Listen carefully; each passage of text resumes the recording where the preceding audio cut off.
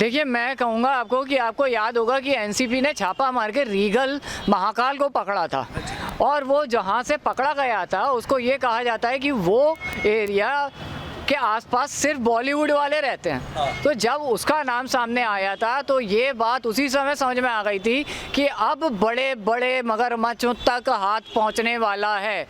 अब क्या हो रहा है कि जैसे जैसे रिया चक्रवर्ती के बाद जिन्होंने पलटन शुरू करी थी, क्योंकि रिया चक्रवर्ती जब अरेस्ट हुई थी तो उन्होंने ये चीज़ बहुत क्लियर कही थी कि मैं डूबी तो तुमको लेके डूबूंगी। ये उन्होंने किसके लिए कहा था? ये कहा था पूरे बॉलीवुड के लिए। और पूरा बॉलीवुड जिस तरीके से संलिप्त पाया जा रहा है, एक एक करके बड़े बड़े नाम आते जा रहे हैं, उससे ये बात बहुत क्लियर है कि एक एक पिट्ठू दाऊद का इस समय बाहर आया जा रहा है, बाहर उसको घसीटा जा रहा है। क्योंकि ये दाऊद के जितने भी पिट्ठू थे, इनका मेन मुद्दा क्या था? हमारे बॉलीवुड का इस्लामीकरण करना। आप एक बात बताइए, सलमान खान कोई पिक्चर बनाता है, उसमें वो दिखाता है बजरंगी भाईजान। आप क्या सीख दे रहे हैं? आप क्या बताना चाह रहे हैं कि पाकिस्तान वाले हमसे बड़ा प्यार करते हैं, हम ऐसे उनकी मुन्नी को छोड़ने जाएंगे तो हम ऐसे गले लगा लेंगे?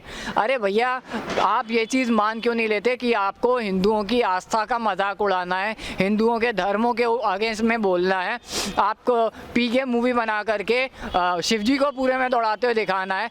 अगर आमिर खान के अंदर दम है, मैं ये खुला चैलेंज देता हूँ, बनाओ ऐसी मूवी जिसमें आयशा का जिक्र हो, बनाओ ऐसी मूवी जिसमें जालीदारी टोपी का जिक्र हो, बनाओ ऐसी मूवी जिसमें सड़कों पे नमाज का जिक्र हो। तो हम नहीं बना सकते, तुम्हारे बस की बात नहीं है वो।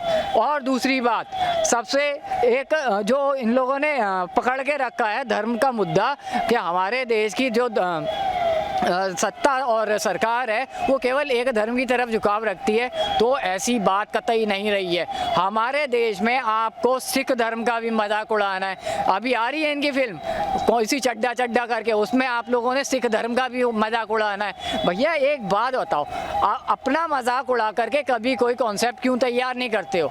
इन लोगों को केवल हमारी पूरी फिल्म इंडस्ट्री के अंदर कुछ मुद्दे दिखाई देते हैं, कुछ धर्म दिखाई देते हैं, उसको उठा करके टारगेट करेंगे और टारगेट करने के बाद उसका पूरा आनंद लेंगे। और हमारे देश की मूर्ख जनता जाएंगे इनके पिक्चरों को हिट कराती है। पीके के बाद अगर आमिर खान ने 1000 करोड़ का बिजनेस किया तो इसमें गलती आमिर खान की नहीं, ये हमारे देश की मूर्ख जनता की थी। लेकिन वो समय बीत गया जब जनता मूर्ख बना करती थी। आज अगर तुम हमारे देश के किसी भी स्तंभ के साथ छेड़खानी करोगे, चाहे वो जातियाँ हो, चाहे संविधान हो, चाहे वो प्रशासन हो, चाहे हमारे देश की आम जनता हो, तुम्हारे को उस गद्दी से जहाँ तुमको बैठाया गया, उस सर माथे पे जो जनता ने बैठाया है, वहाँ से घसीट के नीचे लाया जाएगा, पटका जाएगा और तुम्हारा करियर ख़त्म किया जाएगा। वो इनको उड़ता बॉलीवुड इसलिए नहीं दिखता क्योंकि ये लोग खुद उड़ रहे होते हैं। आप एक बात बताइए, अमिताभ बच्चन से लेकर के अगर भारती सिंह तक ज़्यादातर लोगों का शक है और कुछ लोगों का यकीन है कि ये लोग ड्रग्स में पूरी तरीके से लिप्त रहते हैं, तो इनको पंजाबी उड़ता हुआ दिखेगा। अभी कोई बड़ी बात नहीं है, पंजाबी जो हमारे सिख धर्म के मानने वाले फॉलोअर्स हैं उनके कानों तक ये बात ढंग से पहुंची नहीं है कि ये पंजाब की छवि खराब कर रहे हैं। अगर उनके दिमाग तक ये बात ढंग से पहुंच जाती तो अभी उल्टा महाराष्ट्र बन जाता पंजाब के अंदर, पूरे नेशन में ये मुद्दा गरमा दिया जाता। मैं वही चीज़ कहना चाह रहा हूँ, इनको 2-3 धर्मों को टारगेट करने के अलावा कोई मुद्दा मिलता ही नहीं है। आपको उड़ता पंजाब बनाने थे, आपने वो बनाई, लेकिन आप ये बताइए मुझको, अब आपकी बॉलीवुड इंडस्ट्री के अंदर हर एक बंदे के पास से ड्रग्स का अच्छा खासा वो निकल रहा है, तो अब आप उस ड्रग्स को क्यों नहीं आके एक्सेप्ट कर रहे? अक्षय कुमार एक छिछोरे इंसान की तरह आ करके अपनी मूवी रिलीज होने से पहले एक छोटा सा टाइटल दे जाते हैं कि हाँ भाई हमारे बॉलीवुड में ड्रग्स हैं। अब एक एक करके सारे तुम्हारे पिट्ठू पकड़े जा रहे हैं। कोई बड़ी बात नहीं होगी अगर कल को साजिद नाडियाडवाल केजरीवाल का भी नाम आ जाए, क्यों, वो दिव्या भारती के हस्बैंड थे, उन पे स्टार्टिंग से डाउट रहा है सबको कि हो सकता है उनके मर्डर में इनका हाथ हो। लेकिन अक्षय कुमार कहते हैं कि मेरा तो वो दोस्त है, जिगरी दोस्त है, हमने एक साथ शुरुआत करी। तो भैया तुम आउटसाइडर कैसे रह गए? तुम तो इनसाइडर ही हुए ना, आउटसाइडर तो तुम हो नहीं। अगर साजिद नाडियाडवाल तुम्हारा जिगरी दोस्त रहा है, तुम दोनों ने शुरुआत एक साथ करी है, तो ये झूठा दिलासा तुम पूरी दुनिया में क्यों बांटते हो कैनेडियन कुमार कि तुम एक आउटसाइडर थे जिसको मूवी में काम नहीं मिला? तुमको काम भी मिला, तुमने काम भी करा, तुम्हारे बॉलीवुड में सबसे अच्छे कनेक्शन रहे हैं, चाहे वो सलमान हो, शाहरुख हो, आमिर हो, क्योंकि तुम किसी के अगेंस्ट बोलने की दम नहीं रखते, तुम एक झूठे आर्टिस्ट हो। देखिए पूछताछ के दौरान तो मेरे को नहीं लगता करण जौहर कुछ उगलेगा, क्योंकि जिस तरीके का उसका एटीट्यूड रहता है, जिस ईगो में वो रहता है, उसको यही लग रहा होगा कि अभी भी सरकारी कर्मचारी के सामने नहीं, अपने सर्वेंट से बात कर रहा है। मेरे को अच्छे से मालूम है इन लोगों के एटीट्यूड कैसे रहते हैं, लेकिन जो इन लोगों के गैजेट्स होते हैं, चाहे तुम उसमें से डिलीट कर दो सब कुछ, एनसीबी के पास वो रिसोर्सेज हैं कि वो दोबारा से रिट्रीव कर लेगी।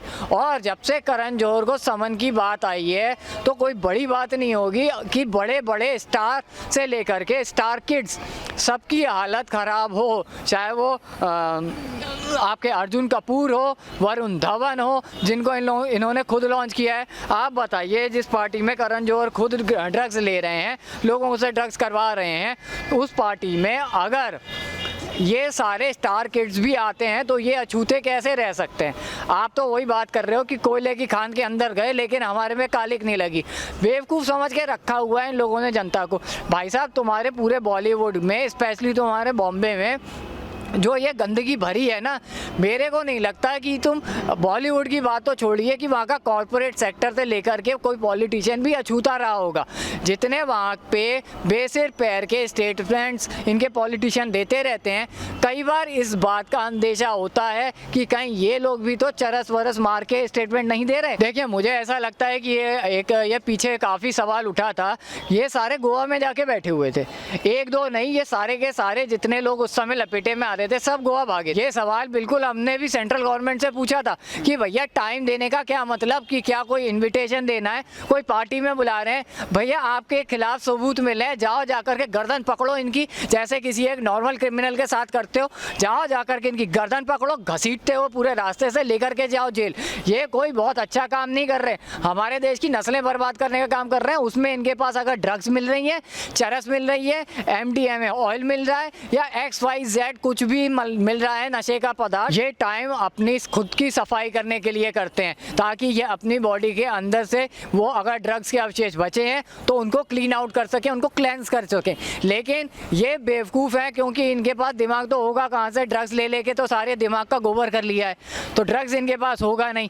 लेकिन ये बात भूल जाते हैं कि जो NCB है वो आपकी हेयर टेस्टिंग कराएगी सीधे सीधे, अगर उनको शक है, और उस हेयर टेस्टिंग में आपने अगर पिछले 90 दिन पहले भी ड्रग्स लिया है तो वो भी निकल के आ जाएगा।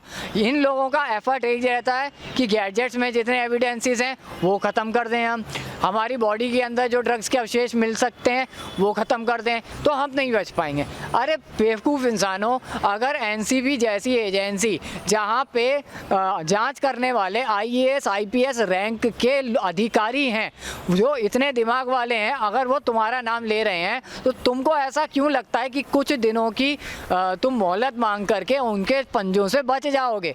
उल्टा उनकी नज़र उसी दिन से आपके ऊपर गड़ जाती है कि ये कहाँ जा रहा है और क्या कर रहा है। बॉलीवुड के जितने भी कनेक्शन गोवा में थे, सारे कनेक्शंस के ऊपर छापे मारे थे उस समय NCB ने, अगर आपको याद होगा तो।